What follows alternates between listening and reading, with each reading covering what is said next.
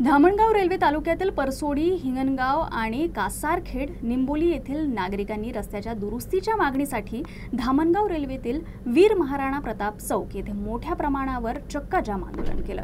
या आंदोलनात हजारो नागरिक, महिला व विद्यार्थी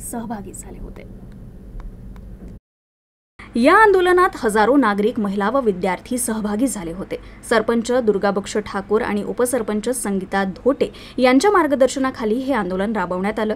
रस्त्यांवरील खड्ड्यांमुळे नागरिकांना दैनंदिन प्रवासात मोठ्या अडचणींना सामोरं जावं लागत असून विद्यार्थ्यांना शाळा महाविद्यालयात ये-जा करताना धोका निर्माण होत आहे। आंदोलनादरम्यान विद्यार्थ्यांनी प्रत्यक्ष खड्ड्यांमध्ये उभे राहून प्रशासनाचं लक्ष वेधण्याचा प्रयत्न केला। आंदोलनामुळे वीर महाराणा प्रताप चौकात चक्काजाम झाल्यानं वाहतुकीची मोठी कोंडी निर्माण झाली।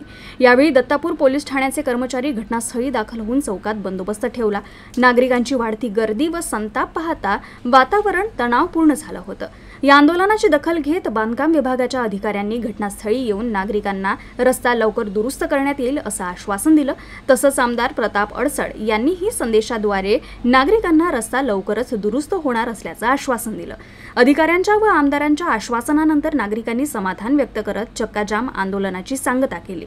तरीही रस्त्याची दुरुस्ती लवकरात लवकर न झाल्यास पुन्हा आंदोलन करण्याचा इशारा नागरिकांनी दिलाय। म्हणजे प्रतिक्रिया अशी आहे की हा 1 वर्षापासून हा रोड उखडलेला आहे, गड्डे होत आहेत, गड्डे हे लोक बुजवून देतात, त्याच्यामुळे पुन्हा वरखाल हा रोड होते। त्याच्यामुळे हा रस्ता म्हणजे असा एकमेव आहे की हा रस्त्यानं म्हणजे ITIचे मुलं 400-500 मुलं आहे, त्यानंतर आदिवासी आश्रमशाळा आहे, फार्मसी कॉलेज आहे।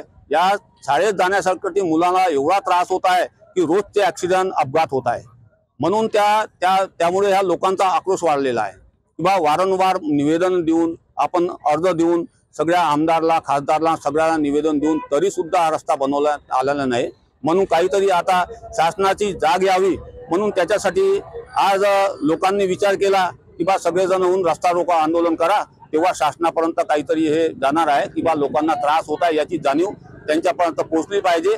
आणि तुम्ही मीडिया लोकांनी जर मदत केली तर आवश्यक पोहोचणार आहे। म्हणून मी तुमचेही आभार मानतो की बा हे अशा प्रकारे म्हणजे हा रस्त्याची माहिती वरपर्यंत गेली, म्हणून ते आपला रोड पुढे दुरुस्त करून देणार आहे।